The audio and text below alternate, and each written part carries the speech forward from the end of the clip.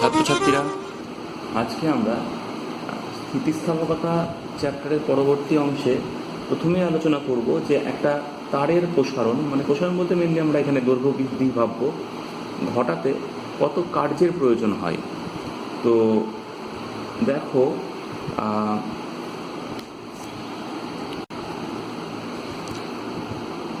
এই একটা তার দৈর্ঘ্য ধরে নিলাম ক্যাপিটাল এল, এর ওপর প্রস্থচ্ছেদ ধরলাম এ, আমি বল প্রয়োগ করেছি এফ পরিমাণ, এবং তার ফলে দৈর্ঘ্য কিছুটা বেড়েছে, সেটা কতটা না স্মল এল। প্রস্থচ্ছেদে তেমন কোনো পরিবর্তন হয়নি, ধরে নিয়েই কাজটা করব যাতে কাজটা সহজ হয়। তো যখন আমি বল প্রয়োগ করিনি, মানে বলের মান 0 ছিল, তখন কিন্তু দৈর্ঘ্যের কোনো বৃদ্ধি হয়নি। এর পরে বলের মান বাড়িয়েছি, দৈর্ঘ্যটাও বেড়েছে, আরও বাড়িয়েছি, আরও বেড়েছে। যখন বলের মান এফ হয়েছে তখন দৈর্ঘ্যটা স্মল এল পরিমাণ বৃদ্ধি পেয়েছে। তার মানে আমরা সবসময় কিন্তু এফ বল প্রয়োগ করিনি, বলের মান 0 থেকে ক্রমানুসারে বেড়ে সুষম হারে বেড়ে আলটিমেটলি এফ হয়েছে। তো আমরা যদি কার্য বার করতে চাই, কার্য ডাব্লিউ সমান বের করতে চাই, তাহলে স্মরণ কতটুকুন হলো? কার্য সমান বল ইন্টু স্মরণ আমরা জানি, স্মরণ কতটুকুন হলো না যেটুকুন দৈর্ঘ্য বাড়লো ওটাই স্মরণ, মানে স্মল এল। কিন্তু বল কত প্রয়োগ করলাম? বল তো সবসময় এফ প্রয়োগ করিনি, 0 থেকে একদম নির্দিষ্ট নিয়মে বেড়ে এফ হয়েছে। তার মানে আমাকে গড় বল বার করে নিতে হবে। তাহলে গড় বল কত? ফার্স্টে ছিল 0, লাস্টে বল প্রয়োগ করেছি এফ, যোগ করে 2 দিয়ে ভাগ, এটা হলো গড় বল। এটার সঙ্গে স্মরণ ইন্টু অর্থাৎ এল গুণ করলে আমরা কার্য পেলাম। তাহলে কার্য সমান কি? F L by 2। এইবার ইয়ং গুণাঙ্কের ব্যাপারটায় আসি। ইয়ং গুণাঙ্ক ওয়াই সমান কি? পীড়ন বাই বিকৃতি। পীড়ন কত? বল আমি এফ প্রয়োগ করেছি, আর ক্ষেত্রফল কত? এ।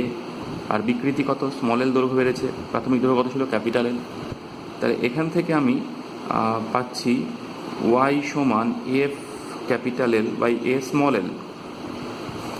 তাহলে এফ সমান কি পাচ্ছি? এফ সমান পাচ্ছি Y A small L by capital L, Y A small L by capital L. তাহলে কার্য সমান কি দাঁড়ালো? এফের জায়গায় ওয়াই এ স্মল এল, আর একটা স্মল এল আগে থেকে ছিল, তাহলে স্কোয়ার হয়ে গেল, বাই 2 ইন্টু ক্যাপিটাল এল। তাহলে এই গেল কার্য। এবার যদি আমরা এই কার্যটা কি হবে? এই কার্যটা কিছুই নয়, তারটার মধ্যে স্থিতিশক্তিরূপে সঞ্চিত হবে। তাহলে শক্তি ঘনত্ব যদি বার করতে চাই, শক্তি ঘনত্ব কতটুকুন একক আয়তনে কতটুকুন শক্তি জমা হচ্ছে, অবশ্যই স্থিতিশক্তি। তাহলে কি করতে হবে? তারের আয়তন দিয়ে ভাগ করতে হবে। তো তারের আয়তন তো নির্দিষ্ট, এখন যে আয়তন আছে দৈর্ঘ্য বাড়ার পরে প্রস্থচ্ছেদ কমে গিয়ে যে আয়তন হলো, প্রথমে যে আয়তন ছিল তার সঙ্গে নিশ্চয়ই সমান। প্রথমে আয়তন কত ছিল, কী করে বার করবো? প্রথমে দৈর্ঘ্য ছিল ক্যাপিটাল এল, আর প্রস্থচ্ছেদ কত ছিল? এ। তাহলে প্রথমে আয়তন ছিল এল এ। তাহলে শক্তি ঘনত্ব সমান ডাব্লু বাই কি? আয়তন হচ্ছে এল এ, এল এ দিয়ে ভাগ করতে হবে। তাহলে সেটা করলে কি হচ্ছে দেখো, সেটা করলে এ এ কেটে যাচ্ছে, আর পড়ে থাকছে Y small L square by 2 capital L square. তাহলে এটাই হলো শক্তি ঘনত্বের রাশিমালা। সাজিয়ে গুছিয়ে লিখলে কি হচ্ছে? Half into Y into small L by capital L তার whole square. Small L by capital L মানে দেখো বিকৃতি, তাহলে বিকৃতি হাফ ইন্টু ওয়াই ইন্টু বিকৃতির স্কোয়ার, এই গেল রাশিমালা। এবার দেখো ওয়াই সমান পীড়ন বাই বিকৃতি, তাহলে ওয়াই ইন্টু বিকৃতি সমান আবার পীড়ন হয়। তাহলে ওয়াই ইন্টু একবার বিকৃতি নিলে পারে, তাহলে আমি পীড়ন লিখতে পারি, আর একটা বিকৃতি পড়ে থাকলো।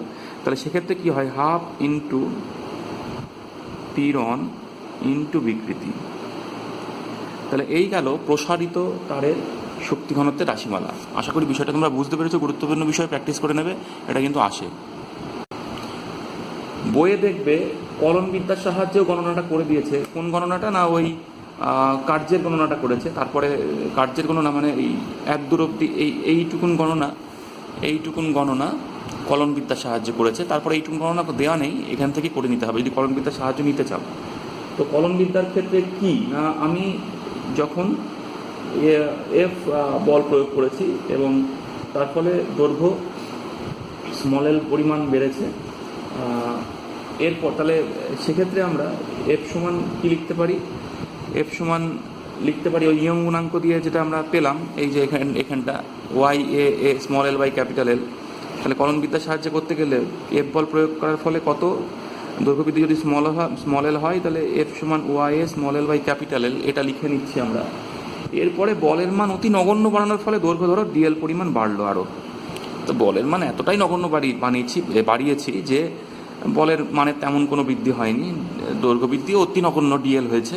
তাহলে কার্য কত? কার্য হচ্ছে ওই সেই গড় বল করার প্রয়োজন হয়ে গেল, মানে এফ প্লাস বর্তমান বলের মান যেটা প্রায় এফ, সেটা মানে প্রথমে বল এফ, লাস্টে বল বেড়ে গিয়ে এফ ড্যাশ বাই টু, এইটা তো আমার গড় বল।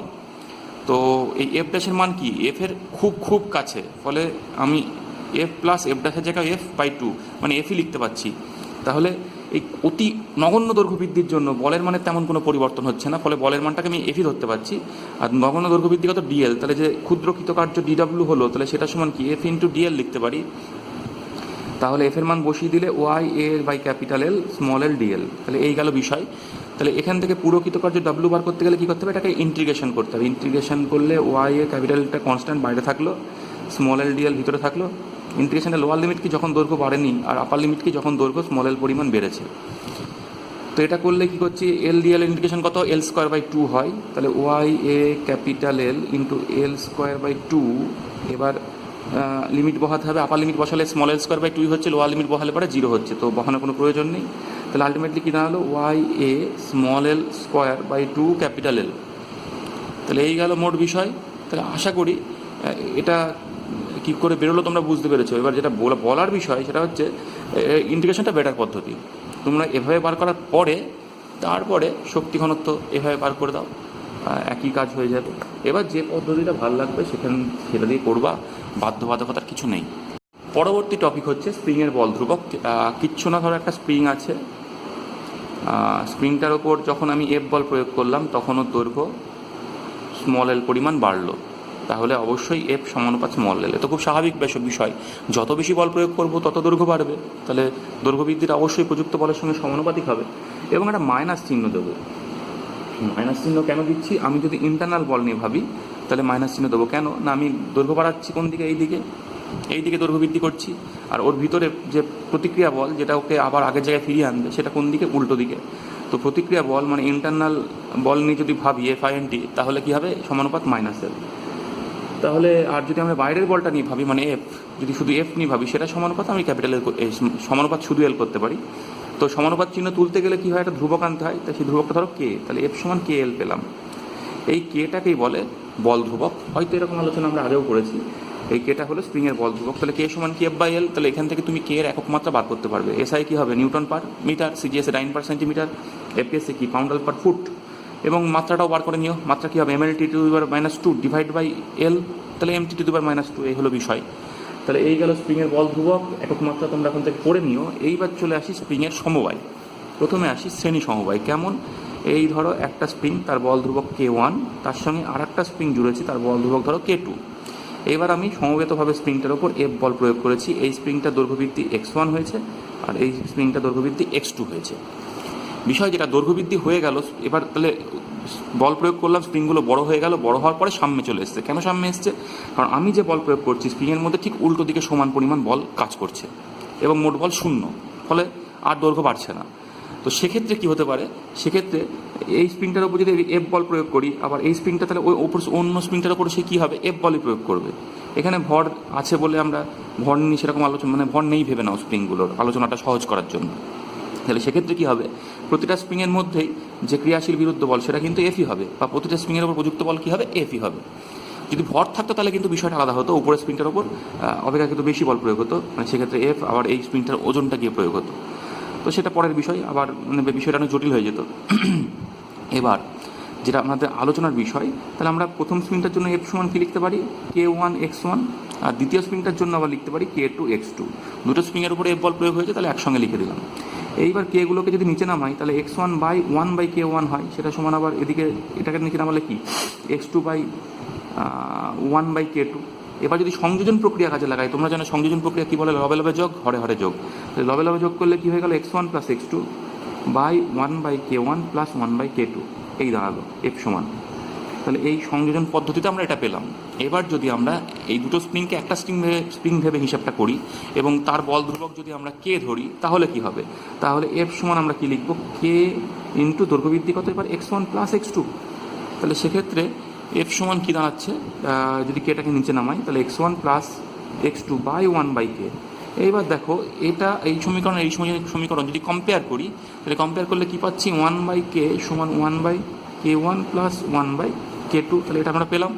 তাহলে স্প্রিংয়ের শ্রেণী সমবায়ে তুল্য বল ধ্রুবকের ফর্মুলাটা কি দাঁড়ালো, দুটো স্প্রিংয়ের বল ধ্রুবক k1 আর k2, তাহলে তুল্য বল ধ্রুবক যদি k হয় তাহলে 1/k সমান 1/k1 প্লাস 1/k2 হবে। এই ধরনের ফর্মুলা যেন কোথাও আমরা পেয়েছিলাম, কোথায় পেয়েছিলাম, রোধের সমান্তরাল সমবায়ে। তাহলে রোধের সমান্তরাল সমবায়ের ফর্মুলা আর স্প্রিংয়ের শ্রেণী সমবায়ের ফর্মুলা তুল্যমূল্য। যদি আর একটা স্প্রিং থাকতো তাহলে কি বলতাম, প্লাস 1/k3, আর একটা থাকলে প্লাস 1/k4, এভাবে চলতে থাকতো। এবার দুটো স্প্রিং থাকলে এই ফর্মুলাটাকে একটু সহজ করে নেওয়ার জন্য কী করেছে, দেখো যোগ করলে কি হবে, এই নিচে k1 প্লাস k2, এই নিচে k1 k2 আর উপরে কী হবে k1 প্লাস k2 দিয়ে উল্টে নেব। তাহলে k সমান কী দাঁড়াবে, k সমান দাঁড়াবে k1 k2 by k1 plus k2। এই ফর্মুলাটা দুটো স্প্রিংয়ের ক্ষেত্রে প্রযোজ্য, মুখস্থ রাখতে পারো। তাহলে এই গেল শ্রেণী সমবায়। এবার আসি সমান্তরাল সমবায়।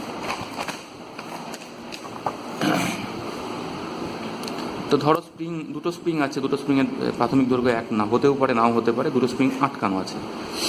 এবার আমি বল প্রয়োগ করলাম F, তাহলে F বলটা এবার দুটো পার্টে ভাঙলো। এই স্প্রিংটার ওপর F1 বল কাজ করলো, এই স্প্রিংটার ওপর F2 বল কাজ করলো। বুঝতেই পারছো F সমান কি, F1 যোগ F2 হবে। এবং ব্যাপারটা কি, দুটো স্প্রিং উপরে আর নিচে আটকানো থাকার ফলে বল ধ্রুবকগুলো ধরে নিই k1 আর k2, দুটো স্প্রিংয়ে উপর নিচে আটকানো আছে, তার ফলে কি হবে, এর দুটো স্প্রিংয়ের দৈর্ঘ্য বৃদ্ধি সেম হবে। দৈর্ঘ্য বৃদ্ধিটা ধরলাম x। তাহলে প্রথম স্প্রিংয়ের জন্য কি লিখতে পারি, প্রথম স্প্রিংয়ের জন্য F1 সমান কি লিখতে পারি, F1 বল প্রয়োগ হয়েছে, তাহলে k1x। আর দ্বিতীয় স্প্রিংয়ের জন্য কি লিখতে পারি, F2 সমান k2x। তো বুঝতেই পারছো x কমন গেল, তাহলে k1 প্লাস k2x কি সমান পেলাম না, F সমান পেলাম। দুটো স্প্রিংকে একসঙ্গে ভাবো, একটা স্প্রিং ভাবো, তুল্য বল ধ্রুবক k ভাবো, তাহলে কি লিখতে পারি, F সমান কি kx, কারণ দৈর্ঘ্য বৃদ্ধিতে দুজন মিলেও সেই xই হয়েছে। তাহলে এই যে দুটো সমীকরণ কম্পেয়ার করলে কি পাচ্ছি, k সমান k1 প্লাস k2। তাহলে এই গেল তুল্য বল ধ্রুবকের ফর্মুলা, কিচিমিচি করে ফেললাম, k সমান k1 প্লাস k2। তাহলে তুল্য বল ধ্রুবকের ফর্মুলা আশা করি পেয়ে গেলাম। যদি আর একটা স্প্রিং থাকতো প্লাস k3 বলতাম। বুঝতেই পারছো এই ফর্মুলাটা রোধের শ্রেণী সমবায়ের ফর্মুলার সঙ্গে অনেকটাই মিল আছে। তাহলে যেন ফর্মুলাগুলো উল্টে যাচ্ছে। তাহলে স্প্রিংয়ের বিষয়গুলো আমার আলোচনা কমপ্লিট হলো। এর ওপর অঙ্ক আছে, সেগুলো বই থেকে করবা। তবে এই প্রসঙ্গে তোমাদের কাছে আমি একটা প্রশ্ন রাখছি। সেই প্রশ্নটা হচ্ছে, একটা স্প্রিংকে যদি কেটে অর্ধেক করা হয় তাহলে তার বল ধ্রুবকের কী পরিবর্তন হবে। আবার রিপিট করছি প্রশ্নটা, একটা স্প্রিংকে যদি কেটে অর্ধেক করে ফেলা হয় তাহলে তার বল ধ্রুবকের কী পরিবর্তন হবে। এই উত্তরটা অবশ্যই গ্রুপে তোমরা পোস্ট করে দেবা ভিডিওটা দেখে নেওয়ার পরে। ছাত্রছাত্রীরা, তোমাদের বইয়ে এরপরে যে টপিকটা আছে সেটা হচ্ছে পীড়ন বিকৃতি লেখচিত্র। অনেক সময় এটাকে ভার বিস্তৃতির লেখচিত্রও বলা হয়। তো তোমরা জানো যে পীড়ন আর বিকৃতির মধ্যে বিকৃতি বেশি মৌলিক। তো আমি বাইরে থেকে বল প্রয়োগ করলাম, তার ফলে বস্তুটা বিকৃত হলো এবং তার ফলে তার মধ্যে বিরুদ্ধ বলের সৃষ্টি হবে এবং যেটাকে আমরা পীড়ন বলছি। একক ক্ষেত্রফলে যে বিরুদ্ধ বল উৎপন্ন হচ্ছে সেটাকে আমরা পীড়ন বলছি। তো তোমরা জানো বিকৃতির থেকে এই বিকৃতি বেশি মৌলিক পীড়ন অপেক্ষা। এইবার ধরো একটা তারকে আমরা ওয়েট চাপিয়ে মানে বাইরে থেকে বল প্রয়োগ করছি এবং তার দৈর্ঘ্য বৃদ্ধি করছি, ফলে তার বিকৃত করছি তাকে, এবং তার ফলে তার মধ্যে পীড়নের সৃষ্টি হচ্ছে। তো কতটা এবার পীড়ন তো আমরা ভিতর মাপি কী করে, ওই বাইরে থেকে প্রযুক্ত যে বল প্রয়োগ করছি সেই বলকে প্রস্থচ্ছেদ দিয়ে ভাগ করেই আমরা পীড়নটা মাপি। তো এদের মধ্যে যদি আমরা লেখচিত্র প্লট করি পীড়ন আর বিকৃতির মধ্যে, তাহলে এই অদ্ভুত টাইপের লেখচিত্র আমরা পাই। তো লেখচিত্রটাকে বুঝে নিই। দেখো, লেখচিত্রের ও থেকে এ অংশ অবধি লেখচিত্রটা কিন্তু একটা সরল লেখা। কেন সরল লেখা? কারণ এদ্র অবধি বস্তুটা হুকের সূত্র মানছে, অর্থাৎ পীড়ন বিকৃতির সঙ্গে সমানুপাত হচ্ছে, বিকৃতির সাথে সাথে সমান তালে পীড়ন বাড়ছে ও থেকে এ অবধি। এই অবস্থায় যে কোনো যদি আমি বাইরে থেকে যে বলটা প্রয়োগ করছি সেটা যদি সরিয়ে নিই, তাহলে ভিতরে উদ্ভূত পীড়নের প্রভাবে বস্তুটা কিন্তু মানে উদ্ভূত বিরুদ্ধ বলের প্রভাবে বস্তুটার বিকৃতি আবার শূন্য হবে, মানে বস্তুটাকে আবার আগের অবস্থায় ফিরিয়ে আনবে। তাহলে এই ও থেকে এ অবধি যে কোনো স্থান থেকে বল সরিয়ে নিলে কিন্তু বস্তুটা আবার ওতে ফেরত আসছে। তো এই এ বিন্দুটাকে বলে আনুপাতিক সীমা। এমনকি বস্তুটা এরপরে যখন আরেকটু বিকৃতি বাড়াচ্ছি, পীড়ন কিন্তু এবার অতটা বাড়ছে না আগে যেরকম বাড়লো, ফলে লেখচিত্রটা বেঁকে গেছে বি অবধি। তবুও বি থেকেও যদি আমি বাইরের থেকে প্রযুক্ত বলটা সরিয়ে নিই, তবুও বস্তুটা কিন্তু আগের অবস্থায় ফেরত আসবে। তো এই বিটাই হচ্ছে আসলে স্থিতিস্থাপকতার সীমা। তাহলে আশা করি বিটা কেন স্থিতিস্থাপকতার সীমা সেটা বুঝতে পেরেছো। কারণ বি থেকেও আমি যদি সরিয়ে নিই তাহলে কিন্তু আবার বস্তুটা আগের অবস্থায় ফেরত আসবে। এই কারণে বুঝতেই পারছো সীমাটা বলছি আমরা ওটাকে। এরপরে দেখো, এরপরে হচ্ছে কি, আমরা যদি আরেকটু বিকৃতি ঘটাই তাহলে কিন্তু পীড়নটা বাড়ার বদলে কমে যাচ্ছে, গ্রাফটা নিচের দিকে নেমে গেল এবং সি বিন্দুতে পৌঁছাচ্ছে। এখান থেকে যদি আমি যদি বাইরে থেকে প্রযুক্ত বল সরিয়ে নিই তাহলে কিন্তু আগের অবস্থায় ফিরবে না, তার মানে স্থিতিস্থাপক সীমা পার করে গেল। ফিরবে কোথায়? ও ড্যাশে, মানে ও ড্যাশ পরিমাণ স্থায়ী বিকৃতি ওর মধ্যে থেকেই যাবে। আমি ছবিটাই একটু সংশোধন করছি, কিছুই না, বইয়ের সঙ্গে মেলানোর জন্য। দেখো এই যে পিক, এই পিকের মাথার ঠিক আগে হচ্ছে বি বিন্দু, আর মাথার পরে আমরা এই সি বিন্দুটা নিলাম, আর এই জায়গাটায় ডি বিন্দু নাম দিলাম। তাহলে দেখো বি থেকে ফেরত আসছে, তাহলে বিটা হচ্ছে সেই সীমা, স্থিতিস্থাপকতার সীমা। এবার এই সিটাকে পার করার পরে নেমে আসছে, সিটা আর ডিতে গিয়ে সবচেয়ে নিচে নামছে, মানে বিকৃতি বাড়াচ্ছে কিন্তু পীড়ন সবচেয়ে কমে যাচ্ছে এখানে। তো এই সিটাকে, এই সি ডি সব জায়গা থেকে আর আগের জায়গায় ফিরবে না। এই সিটাকে বলে উচ্চতর নতিবিন্দু আর ডিটাকে বলে নিম্নতর নতিবিন্দু। এরপরে বিকৃতি বাড়ালে পারে কিন্তু আরেকটু আবার পীড়ন একটু বাড়ছে, ই অবধি বাড়ছে দেখো, কিন্তু আগের মতো তো শার্প বাড়ছে না, অল্প অল্প করে বাড়ছে। এই ইটা হচ্ছে সহন সীমা।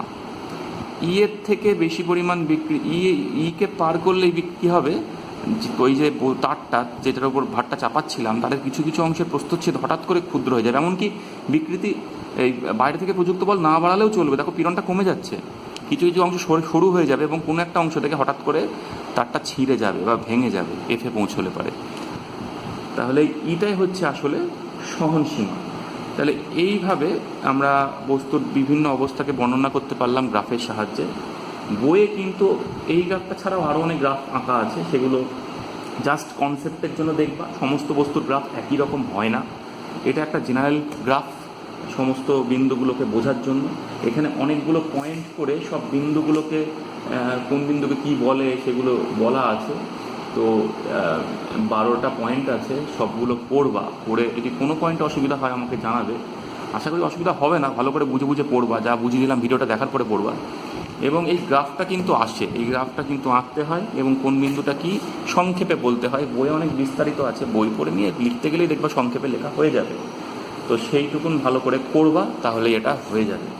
এরপরে যেটা আছে সেটা হচ্ছে পীড়ন বিকৃতি, মানে এই লেখচিত্রের প্রয়োজনীয়তা কি জাস্ট পড়ে নিও, আমার বলার কিছু নেই। আর আসছে স্থিতিস্থাপকতা, ক্লান্তি বা অবসাদ, এটা কিন্তু গুরুত্বপূর্ণ বিষয়। দেখো আমরা জানি যে স্থিতিস্থাপকতা সীমার যদি ভিতরে থাকি তাহলে কিন্তু বস্তুর বাইরে থেকে প্রযুক্ত বল সরিয়ে নিলে বস্তুটা কিন্তু আবার আগের আকার আয়তন এগুলো ফেরত পায়। কিন্তু দেখা গেছে যে দীর্ঘক্ষণ ধরে যদি আমরা বাইরে থেকে বল প্রয়োগ করে রাখি, মানে দীর্ঘক্ষণ ধরে যদি বস্তুর মধ্যে পীড়ন থাকে, অথবা বারবার বল প্রয়োগ করছি, বল সরিয়ে নিচ্ছি, মানে পীড়ন হচ্ছে আবার পীড়ন শূন্য হচ্ছে, এরকম যদি বারবার করি স্থিতিস্থাপকতা সীমার ভিতরে থাকা সত্ত্বেও কি হবে না, বস্তুর মধ্যে একটা স্থায়ী বিকৃতি থেকেই যাবে। যেমন একটা উদাহরণ, একটা বেলুন জাস্ট অল্প খানিকটা ফুলিয়ে ছেড়ে দাও, হাওয়া বের করে দাও, দেখো আগের অবস্থায় ফেরত আসবে। কিন্তু ওই অল্প খানিক ফুলিয়ে তুমি একদিনে রেখে দাও, তারপরে হাওয়া ছেড়ে দাও, দেখবা আগের জায়গায় ফিরবে না। তার মানে কি, স্থিতিস্থাপকতা সীমার ভিতরে থাকা সত্ত্বেও ওর মধ্যে স্থায়ী বিকৃতি থেকেই যাচ্ছে। এই ঘটনাকে আমরা স্থিতিস্থাপক ক্লান্তি বা অবসাদ নাম দিয়েছি। এটাও গুরুত্বপূর্ণ, এটাও প্র্যাকটিস করবা। তাহলে এখানে এই চ্যাপ্টারটা শেষ হলো। এরপরে যে এরপরে পরীক্ষামূলক হুকের সূত্রের সত্যতা, ওগুলো জাস্ট কিছু নয়, রিডিং করতে পারো। শেষ হলো। আমি বইটা এবার গ্রুপে দাগিয়ে দিচ্ছি, তোমরা ফলো করে নিও।